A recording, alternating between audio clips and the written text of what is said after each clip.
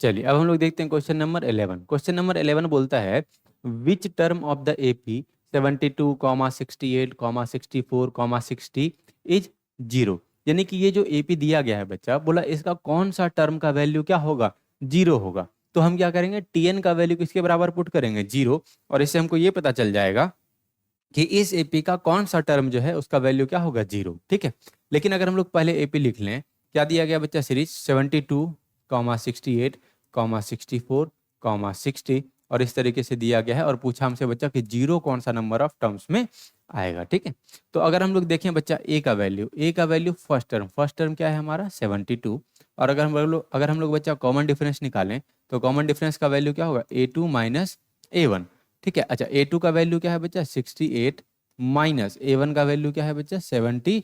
तो यानी कि D का वैल्यू क्या होगा बच्चा -4।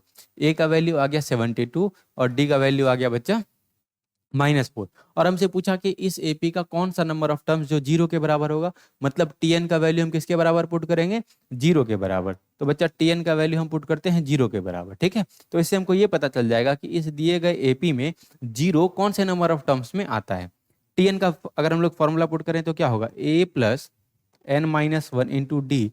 और ये किसके बराबर बच्चा, जीरो के बराबर। ए का वैल्यू क्या होगा 72, तो पुट करते हैं 72 प्लस एन का वैल्यू हमको फाइंड करना है तो N minus one into D की जगह हम पुट करेंगे -4। और ये किसके बराबर बच्चा, जीरो के बराबर।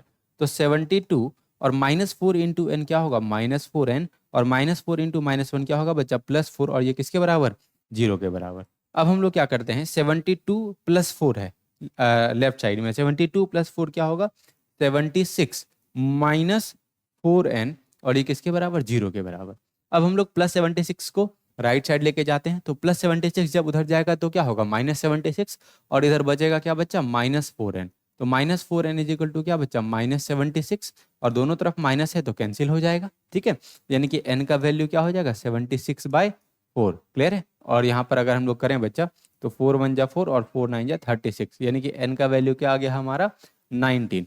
अच्छा n का वैल्यू 19 आने का मतलब है कि अगर हम लोग इस एपी का 19th टर्म देखेंगे तो इस एपी का 19th टर्म क्या होगा बच्चा हमारा, जीरो। ठीक है।